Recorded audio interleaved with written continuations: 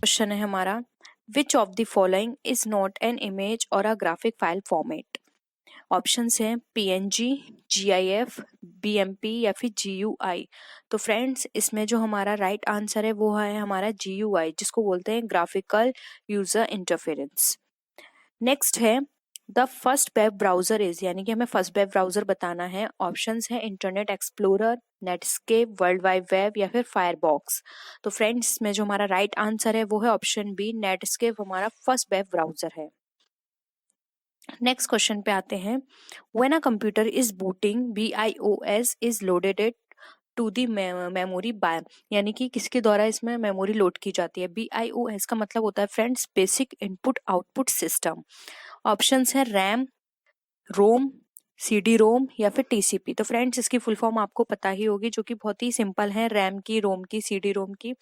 TCP की friends full form यहाँ पर अगर हम बात करें तो TCP की फुल फॉर्म यहाँ पर होती है ट्रांसमिशन कंट्रोल प्रोटोकॉल। तो फ्रेंड्स अगर यहाँ पर हम बात करें इसके ऑप्शंस की करेक्ट की, तो ऑप्शन बी हमारा जो है करेक्ट आंसर है, जो कि है रोम। रोम के द्वारा BIOS से मेमोरी को लोड किया जाता है जब कंप्यूटर हमारे बूटिंग करता है।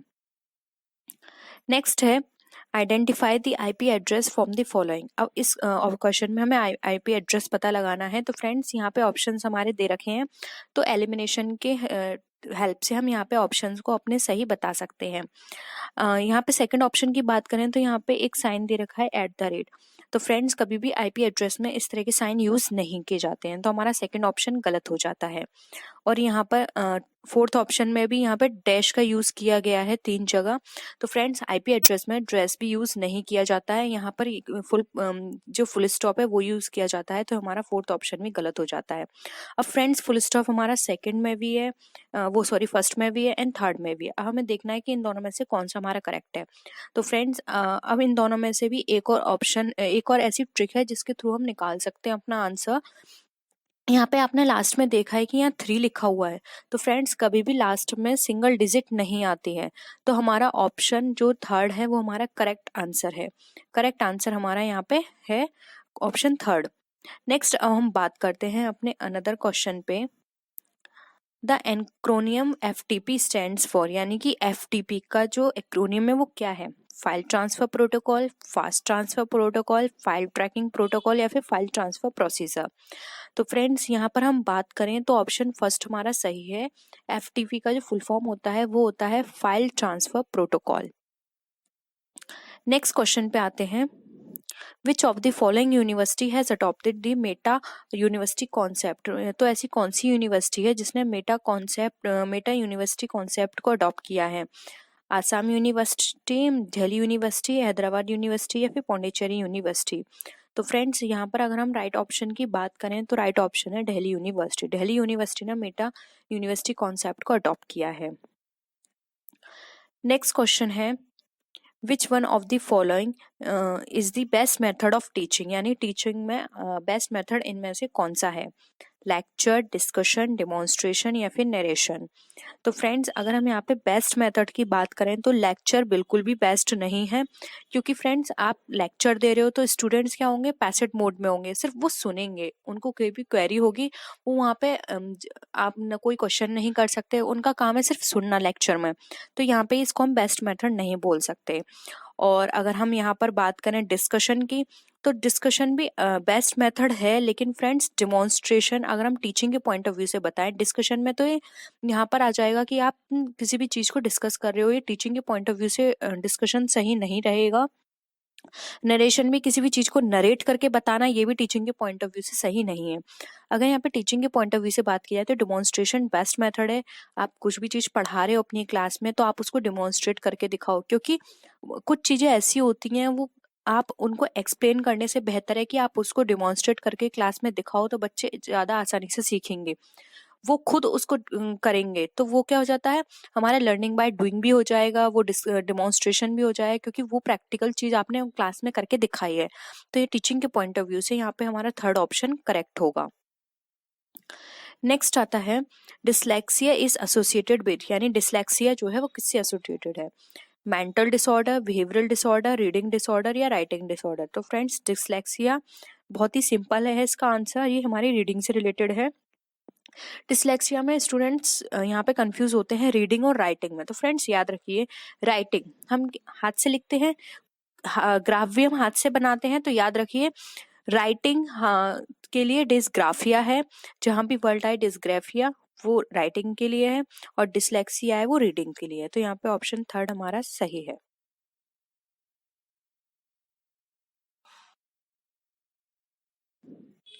नेक्स्ट है which one of the following is a non probability sampling, यानी कि इसमें से नॉन प्रोबेबिलिटी सैम्पलिंग कौन सा है? सैंपल रैंडलिंग, पर्पसिव, सिस्टमैटिक या फिर स्ट्रेटिफाइड। तो फ्रेंड्स यहाँ पे हम नॉन प्रोबेबिलिटी की बात करें तो यहाँ पर पर्पसिव हमारा नॉन प्रोबेबिलिटी मेथड है, सिंपल, सिस्टमैटिक एंड स्ट्रेटिफाइड हमारा प्रोबेबिलिटी सैम्पलिंग के अंदर आता है। ठीक है, नेक्स्ट आते हैं हम क्वेश्चन पे। The research stream of immediate application is, यानी कि फ्रेंड्स किसी भी इमीडिएट एप्लीकेशन पे रिसर्च को स्ट्रीम करना है। स्ट्रीम का मतलब फ्रेंड्स यहाँ पर है कंटिन्यू फ्लो करना, मतलब कोई कोई चीज है जो फ्लो हो रही है, कंटिन्यूएशन में है, वो कौन सी है? कॉन्सेप्चुअल रिसर्च कहलाती है, एक्शन रिसर्च, फंडामेंटल रिसर्च है, एम्पेरिकल रिसर्च। तो फ्रेंड्स ये रिसर्च हमारी कहलाती है एक्शन रिसर्च, क्योंकि एक्शन रिसर्च में क्या होता है, कंटिन्यू फॉर्म में होता है, टाइम पीरियड कम होता है, और ये क्या होती है, कोई प्रॉब्लम आई आपने तुरंत उस पर क्या किया, कोई एक्शन ले लिया, तो एक्शन रिसर्च कहलाते हैं हमारे। नेक्स्ट क्वेश्चन पे आते हैं। Identify the category of that assesses the learning progress to provide continuous feedback to the students during instruction. अब यहाँ पे हमें ऐसी कैटेगरी को असेस करना है जो कि लर्निंग प्रोग्रेस के दौरान हमें कंटिन्यूस फीडबैक दे, किसी भी स्टूडेंट्स को जब हम इंस्ट्रक्ट करते हैं उस टाइम भी हमें कंटिन्यूस फीडबैक दे। प्लेसमेंट, डायग्नोस्टिक, फॉर्मेटिव या फिर समेटिव। तो फ्रेंड्स अगर हम यहाँ पर बात करें हमारे राइट आंसर की, तो फ्रेंड्स राइट आंसर हमारा फॉर्मेटिव होगा, क्योंकि फॉर्मेटिव के अंदर क्या होता है, हमें कंटिन्यूस फीडबैक मिलते हैं, क्योंकि फॉर्मेटिव में क्या होता है, हम कंटिन्यूस इसमें एग्जाम लेते हैं, कंटिन्यूस टेस्ट लेते हैं स्टूडेंट्स के, तो हमें तुरंत पता चल जाता है कि स्टूडेंट्स में कि लर्निंग प्रोसेस में क्या कमी है या फिर स्टूडेंट्स क्यों नहीं सीख पा रहे हैं। तो यहाँ पे फॉर्मेटिव में हमें क्या होता है, कंटिन्यूस फीडबैक मिलता है, जिससे कि हम उसी टाइम एक्शन ले सकते हैं। जबकि समेटिव में क्या होता है, जो साल हो हमारा लास्ट होता है उस टाइम हमें पता चलता है, तो वहां पर हम एक्शन नहीं ले सकते, वहां हम एक्शन ले सकते हैं नेक्स्ट क्लास के लिए। ठीक है, नेक्स्ट क्वेश्चन पे आते हैं। What is the main objective of research, यानी रिसर्च का क्या मेन ऑब्जेक्टिव है? To review the literature, review को लिटरेचर, जो भी लिटरेचर है उसको रिव्यू करना। To summarize what is already known, यानी कि जो ऑलरेडी नोन है उसको समराइज करना। To get an academic degree, सिर्फ एक अकेडमिक डिग्री लेने के लिए। या फिर टू डिस्कवर न्यू फैक्ट्स और to make fresh interpretation of known facts, यानी कि कोई ऐसा न्यू फैक्ट है या जिससे आप कोई भी ऐसा नोन फैक्ट है जिसके इंटरप्रिटेशन से आप कोई नई चीज डिस्कवर कर रहे हो, नई चीज बना रहे हो। तो अगर यहाँ पे हम रिसर्च की बात करें तो फ्रेंड्स सिर्फ लिटरेचर को रिव्यू करना हमारा रिसर्च का काम नहीं है, और जो हम ऑलरेडी नोन है उसको समराइज करना भी हमारा काम नहीं है। इसमें क्या होता है, हम नए फैक्ट्स निकालते हैं। और to get an academic degree, ये काम तो बिल्कुल भी नहीं है, सिर्फ रिसर्च हम किसी डिग्री को लेने के लिए नहीं करते हैं। तो यहाँ पे ऑप्शन हमारा फोर्थ सही होता है, जिसमें हम नोन फैक्ट्स को इंटरप्रिटेट करके उसको और एनालाइज करके न्यू फैक्ट्स निकालते हैं उससे। नेक्स्ट क्वेश्चन पे आते हैं हम। नेक्स्ट क्वेश्चन है, the principle of fundamental research are used in, यानी कि जो फंडामेंटल रिसर्च का जो प्रिंसिपल है वो किस में यूज किया जाता है? ऑप्शंस हैं action research, applied research, philosophical research या हिस्टोरिकल रिसर्च। फ्रेंड्स हम बात करें एक्शन रिसर्च की, तो एक्शन रिसर्च के अंदर हम यहाँ काम करते हैं बहुत ही स्मॉल डेटा पे, और यहाँ पर हम बात करते हैं किसी भी एकेडमिक से रिलेटेड चीज़ों को फाइंड आउट करने के लिए। ठीक है, तो एक्शन रिसर्च यहाँ पर नहीं होगा। अगर हम बात करें फिलोसफिकल रिसर्च की, तो फिलोसफी से रिलेटेड यहाँ पर चीज़ों को एनालाइज किया जाता है, तो ये भी यहाँ पर करेक्ट नहीं होगा। हिस्टोरिकल रिसर्च में कोई भी ऐसी चीज़ जो कि पहले हो चुकी है उसको एनालाइज करना, वो हिस्टोरिकल रिसर्च में आता है, तो ये भी यहाँ पर नहीं होगा। अगर हम फंडामेंटल रिसर्च की बात करें तो वो आती है हमारी अप्लाइड रिसर्च के अंदर। और फ्रेंड्स अप्लाइड रिसर्च को फंडामेंटल रिसर्च भी कहा जाता है, तो हमारा ऑप्शन 2 यहाँ पे करेक्ट होगा। नेक्स्ट आता है, users who use media for their own ends are identified as, यानी कि वो यूजर्स जो कि मीडिया को अपने अपने एंड्स के लिए यूज करते हैं वो किस तरह की ऑडियंस कहलाती है? पैसिव ऑडियंस, एक्टिव ऑडियंस, या फिर पॉजिटिव ऑडियंस या नेगेटिव ऑडियंस? तो फ्रेंड्स, ऐसे पर्सन जो कि अपने खुद के लिए वो मीडिया को यूज करते हैं, यानी कि अपने इन्वॉल्वमेंट, खुद उसको इन्वॉल्व होके या फिर खुद उसके अंदर जाके खुद उसको एनालाइज करके मीडिया को अपनी तरीके से यूज करते हैं, वो एक्टिव ऑडियंस कहलाते हैं, क्योंकि वहां पर वो अपने वे में उस चीज को, उस मीडिया को यूज कर रहे हैं। पैसिव में तो यहाँ वो बिल्कुल भी यूज नहीं करेंगे। पॉजिटिव और नेगेटिव की तो यहाँ कोई बात ही नहीं आ रही है। यहाँ पे डायरेक्ट हमारा आंसर निकल रहा है एक्टिव ऑडियंस से, क्योंकि वो अपने वे में यूज कर रहे हैं, यानी कि वो उस चीज में इन्वॉल्व हो रहे हैं। तो यहाँ पे एक्टिव ऑडियंस हमारा करेक्ट आंसर है। Classroom communication can be described as, यानी कि जो क्लासरूम कम्युनिकेशन है वो किस तरह से डिस्क्राइब किया जाता है? एक्सप्लोरेशन, इंस्टीट्यूशनलाइजेशन, अनसिग्निफाइड नरेशन, या फिर डिस्कोर्स? तो फ्रेंड्स, यहाँ पर अगर हम बात करें तो क्लासरूम के अंदर कोई भी चीज ऐसी नहीं है जो आप एक्सप्लोर कर रहे हो क्लास के अंदर, तो यहाँ पे ऑप्शन 1 गलत है। इंस्टीट्यूशनलाइजेशन, ये भी ऐसा कुछ काम नहीं होता क्लासरूम कम्युनिकेशन में। अनसिग्निफाइड नरेशन, ये भी काम नहीं है क्लासरूम कम्युनिकेशन के अंदर। जबकि डिस्कोर्स यहाँ पे बिल्कुल सही है। डिस्कोर्स का मतलब होता है फ्रेंड्स एक तरह से स्पीच, भाषण, इनको बोला जाता है डिस्कोर्स। तो क्लासरूम कम्युनिकेशन में इसी तरह की चीजें यूज की जाती हैं कि टीचर लेक्चर दे रही है, टीचर किसी भी चीज को समझा रही है, जबकि एक्सप्लोर करना कोई काम नहीं है क्लासरूम में। इंस्टीट्यूशनलाइजेशन का कोई मतलब यहाँ पे निकल कर नहीं आ रहा है, तो हमारा ऑप्शन 4 जो है वो करेक्ट होगा। टिपिट टेबल इज, यानी टिपिट टेबल जो है वो क्या है? अ table of random digit used in statistical investigation, used in sampling method, या ऑल ऑफ द अबव? तो फ्रेंड, टिपिट टेबल का मतलब है कि ये एक रैंडम डिजिट होती है इस टेबल के अंदर, और इसमें ये जो स्टैटिस्टिकल इन्वेस्टिगेशंस होते हैं उसमें भी यूज की जाती है, और ये एक सैम्पलिंग मेथड भी है। तो इसका जो राइट आंसर है वो है ऑप्शन 4, जो कि है all of the above. Next question है the demerits of sampling method, यानी सैम्पलिंग मेथड की क्या डिमेरिट है? फर्स्ट है एग्जिस्टेंस ऑफ सैम्पलिंग एरर, यानी कि इसमें सैम्पलिंग एरर की एग्जिस्टेंस होती है। Second, requirements of adequately train personnel for sample survey, यानी कि इसमें ट्रेन पर्सोनेल की जरूरत होती है सैंपल सर्वे के लिए। थर्ड है नॉन यूनिफॉर्मिटी इन सैंपल यूनिट, यानी कि जब सैंपल यूनिट में इसमें नॉन यूनिफॉर्मिटी होती है। या फिर फोर्थ है ऑल ऑफ द अबव। तो फ्रेंड्स, का जो राइट आंसर है वो है ऑप्शन 4, जो कि है all of the above. Sampling error की भी एग्जिस्टेंस हो सकती है, और इसमें ट्रेन पर्सोनेल की भी जरूरत होती है, और यूनिफॉर्मिटी भी नहीं होती कई बार सैंपल यूनिट्स लेते समय। तो ये कुछ इसके डिमेरिट्स हैं सैम्पलिंग मेथड की। नेक्स्ट हम बात करते हैं what is the meaning of randomization. Randomization का मतलब क्या होता है? फर्स्ट ऑप्शन है each and every unit of the population has an equal chance of selection in the sample, यानी कि सभी यूनिट को, इसमें पॉपुलेशन की जो ईच एंड एवरी यूनिट होती है उसको इक्वल चांस मिलता है सिलेक्शन का। सेकेंड है the selection or non selection of a unit of population does not affect the selection or non selection of the other unit of the population of the in the sample, यानी कि जो selection or non selection unit होती है population की वो affect नहीं करती जो कि selection or non selection unit है पॉपुलेशन से उससे। जबकि सेकंड थर्ड है हमारी it is the method of selection which is free from subjective बाइसनेस, यानी कि एक मेथड है सब्जेक्टिव बाइसनेस से रोकने का। तो फ्रेंड्स, ये तीनों ही ऑप्शंस हमारे सही हैं, तो इसका राइट आंसर जो होगा वो होगा ऑल ऑफ द अबव, क्योंकि इसके अंदर इक्वल चांस मिलता है सबको, और इसमें कोई भी इफेक्ट नहीं पड़ता, और थर्ड ये सब्जेक्टिव बाइसनेस से दूर रहती है। नेक्स्ट क्वेश्चन है टाइप 1 एरर अकर्स व्हेन, यानी कि टाइप 1 एरर जो है वो कब अकर होती है? ऑप्शंस हैं the first, the null hypothesis is rejected even when it is true, यानी कि जब ये ट्रू होते हैं तब। या फिर the null hypothesis is accepted even when it is false, यानी कि नल हाइपोथेसिस एक्सेप्टेड होती है जब वह फॉल्स होती हैं हमारे टाइप 1 एरर। या फिर the null hypothesis as well as alternative hypothesis both are rejected, यानी कि जब टाइप 1 एरर अकर होती है तो हमारी नल और ऑल्टरनेटिव दोनों एक्सेप्ट रिजेक्ट कर दी जाती हैं, या फिर नन ऑफ द अबव। तो फ्रेंड्स, इसका जो राइट आंसर है वो है option 1।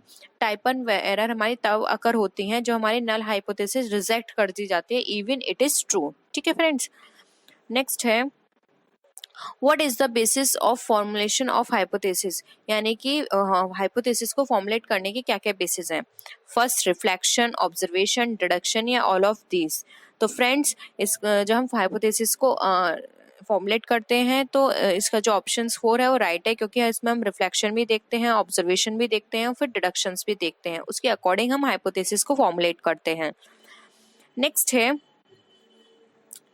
Which of the following is a step of research design, यानी कि रिसर्च डिजाइन में कौन सी स्टेप इसमें से है। फर्स्ट है defining the problem and formulating a hypothesis, second है कलेक्टिंग डेटा, थर्ड है drawing inferences from the data, या फिर फोर्थ है all of the above.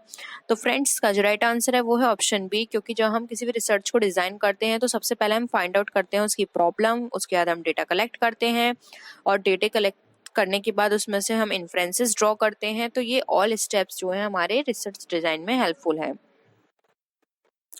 Next है विच of the following is the chief characteristics of sampling method, यानी कि इसमें से सैम्पलिंग मेथड के चीफ कैरेक्टरिस्टिक कौन सी है। इकोनॉमी, रिलायबिलिटी, फिजिबिलिटी या फिर ऑल ऑफ दी अबव। तो फ्रेंड्स इसमें भी हमारा ऑप्शन फोर्थ राइट है, क्योंकि जब हम सैम्पलिंग मेथड की बात करते हैं तो उसमें हम इकोनॉमिकल भी होते हैं, रिलायबिलिटी भी चेक करते हैं, फिजिबल भी होती है वो चीज़ें, तभी हम उसकी एनालिसिस करते हैं। तो ये सारी चीज़ें हमारे इसके कैरेक्टरिस्टिक्स में आती हैं। नेक्स्ट है scientific method are used in, यानी कि साइंटिफिक मेथड यूज किया जाता है कब। ऑप्शन है only research project in pure science, यानी कि जब हमारा रिसर्च प्रोजेक्ट प्योर साइंस में होता है। सेकंड सोशल साइंस रिसर्चेज में, बोथ ए एंड बी में, या फिर नाइदर ए और बी में। तो फ्रेंड्स ये हमारी यूज की जाती है बोथ ए एंड बी में। साइंटिफिक मेथड हम प्योर साइंस में भी यूज करते हैं और हम सोशल साइंस में भी यूज करते हैं। नेक्स्ट क्वेश्चन है विच of the following is a type of hypothesis, यानी कि इसमें से कौन सा टाइप ऑफ हाइपोथेसिस है। Interrogative hypothesis, declarative hypothesis, directional hypothesis या ऑल ऑफ द अबव। तो फ्रेंड्स का जो राइट आंसर है वो है ऑप्शन 4, जो कि है all of the above. Interrogative hypothesis भी होती है हमारी, डिक्लेरेटिव भी होती है, डायरेक्शनल भी हाइपोथेसिस होती है। नेक्स्ट है विच of the following is a non probability sampling method, यानी कि इसमें से नॉन प्रोबेबिलिटी सैम्पलिंग मेथड क्या है। Simple random sampling, systematic sampling, cluster sampling या कोटा सैम्पलिंग। तो फ्रेंड्स नॉन प्रोबेबिलिटी सैम्पलिंग की बात करते हैं तो वहाँ पे कोटा सैम्पलिंग आती है, क्योंकि नॉन प्रोबेबिलिटी और कोटा सैम्पलिंग दोनों उसी के पार्ट है। नेक्स्ट है in which of the following cases the formation of hypothesis may not be necessary, यानी कि इनके किस केस में हमारे लिए हाइपोथेसिस को फॉर्मेट करना जरूरी नहीं होता। फर्स्ट इन्वेस्टिगेटिव हिस्टोरिकल स्टडीज में, एक्सपेरिमेंटल स्टडीज में, नॉर्मेटिव स्टडीज में या फिर सर्वे स्टडीज में। तो फ्रेंड्स इसका राइट आंसर है 3। अगर हम नॉर्मेटिव स्टडीज की बात करते हैं तो वहाँ पे हाइपोथेसिस हमारा फॉर्मुलेट करना जरूरी नहीं होता। हाइपोथेसिस हम करते हैं, बनाते हैं जब हमें इन्वेस्टिगेशन करनी होती है किसी चीज की, एक्सपेरिमेंट करना होता है या फिर हमें किसी तरह का सर्वे करना होता है। नॉर्मेटिव स्टडीज में हाइपोथेसिस बनाने की कोई जरूरत नहीं होती है। नेक्स्ट क्वेश्चन है a researcher divides the whole population in different parts and then fixes the number of units from each of the part there are to be included in the sample the method of sampling used by him. यानी कि friends एक researcher है जिसने अपनी whole population को different parts में divide कर दिया है और उसके कुछ नंबर्स हैं यूनिट्स में उसको फिक्स कर दिया है। ईच पार्ट उसके जो भी हैं वो इंक्लूड करते हैं एक सैंपल को। तो वो किस तरह की मेथड है, वो स्ट्रेटिफाइड रैंडम सैम्पलिंग है, क्लस्टर सैम्पलिंग है, कोटा सैम्पलिंग है या फिर ऑल ऑफ द अबव है। तो फ्रेंड्स ये हमारी एक टाइप की कोटा सैम्पलिंग है, क्योंकि जब हम किसी में कोई नंबर फिक्स करते हैं डिफरेंट पार्ट्स बना के तो वो हमारी कोटा सैम्पलिंग का पार्ट हो जाती है। हम नेक्स्ट मूव करते हैं नेक्स्ट क्वेश्चन पे। For the population with finite size which of the following sampling method generally preferred, यानी कि जब हम फाइनाइट साइज के पॉपुलेशन की बात करते हैं तो वहाँ पे कौन सा सैम्पलिंग मेथड प्रेफर करते हैं। फर्स्ट है cluster sampling, area sampling, purposive sampling या फिर सिस्टमैटिक सैम्पलिंग। तो फ्रेंड्स यहाँ पर हम बात करते हैं, आंसर है हमारा सिस्टमैटिक सैम्पलिंग। जब हम फाइनाइट साइज होता है हमारा तो वहाँ पर हम सिस्टमैटिक तरीके से काम करते हैं और वहाँ पे सिस्टमैटिक सैम्पलिंग को फॉलो करते हैं। नेक्स्ट क्वेश्चन है हमारा यहाँ पर a researcher is based on, यानी कि एक रिसर्चर जो है वो किस पे बेस्ड होता है। ठीक है, ऑप्शन है हमारे ideas of the scientist, experiments, scientific method या फिर जनरल सम जर्नल प्रिंसिपल्स। तो फ्रेंड्स एक रिसर्चर जो हमारा बेस्ड होता है वो होता है हमारा साइंटिफिक मेथड पे, क्योंकि यहाँ पे हम अगर किसी भी तरह की रिसर्च करते हैं तो सबसे पहले हम यहाँ पे कॉज एंड इफेक्ट देखते हैं जो कि साइंटिफिक में हमें बताया गया है। तो सबसे पहले हम साइंटिफिक मेथड पे ही हम अपनी रिसर्च को बेस्ड रखते हैं। Next and the last question है आज की इस वीडियो का, the scientific study of historical background of the events to determine its bearing on the present conditions is called. यानी कि एक साइंटिफिक स्टडी हिस्टोरिकल बैकग्राउंड की किसी भी इवेंट को लेकर डिटरमाइन की जा रही है प्रेजेंट कंडीशंस के थ्रू, तो क्या कहलाती है? फिलोसफिकल रिसर्च कहलाती है, एक्शन रिसर्च कहलाती है, एक्सपेरिमेंटल रिसर्च कहलाती है, या फिर हिस्टोरिकल रिसर्च कहलाती है? तो फ्रेंड्स ये हमारी कहलाती है फोर्थ हिस्टोरिकल रिसर्च, क्योंकि यहाँ पे हम हिस्टोरिकल बैकग्राउंड की बात कर रहे हैं। फ्रेंड जहाँ पर हम हिस्टोरिकल बैकग्राउंड की बात करते हैं वहाँ हमारी हिस्टोरिकल रिसर्च आती है। तो फ्रेंड्स आई होप आपको ये प्रैक्टिस सेट पसंद आया होगा। प्रैक्टिस सेट पसंद आया तो इस वीडियो को लाइक कीजिए और अपने उन सभी फ्रेंड्स के साथ शेयर कीजिए जो भी नेट एग्जाम्स की प्रिपरेशन कर रहे हैं। और आप मेरे टेलीग्राम ग्रुप से जुड़ सकते हैं और मैं इन का PDF आपको आपके टेलीग्राम ग्रुप पे दे दूंगी। तो फ्रेंड्स नेक्स्ट वीडियो में फिर मिलते हैं और भी अच्छी वीडियोस के साथ। तब तक के लिए बाय बाय।